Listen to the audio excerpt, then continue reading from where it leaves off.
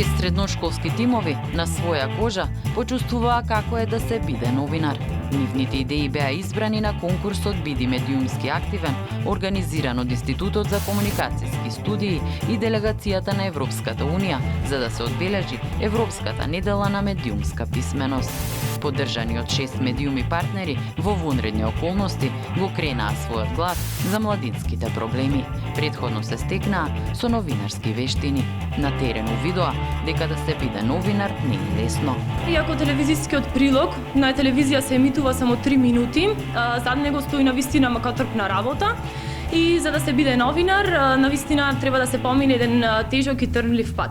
Да бидеш новинар не значи да седиш во канцеларија. Заедно со учениците одевме на терен, значи директно бевме на депонијата Русино, снимавме, монтиравме сцени, анкетиравме жители и со тоа успеавме да создадеме една новинарска приказна. Сето тоа има само едно значење. Нешто повеќе да ги известуваш граѓаните со вистински и точни случувања. Научија дека веста може да биде пренесена и преку анимирано видео. Една вест може да биде пренесена и на ваков интересен начин преку користење на дигитални алати.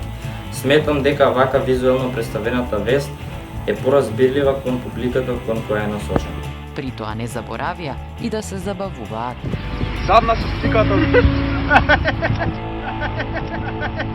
За менторите важно е дека учениците научиле од информациите треба да се проверени и веродостојни. Направивме добри видеа, малку и се забавувавме и на некој начин се описменивме во целој процес. Но тука не е крајот. Corona cannot stop us. I'm happy, not happy. I'm excited that with the support of the European Union and with creativeness of young people from several high schools, we will be marking Media Literacy Week on the 24th of April. Join us! Со дебатата дигитална писменост, неопходни вештини за онлайн настава, ќе се заокружи нивната работа.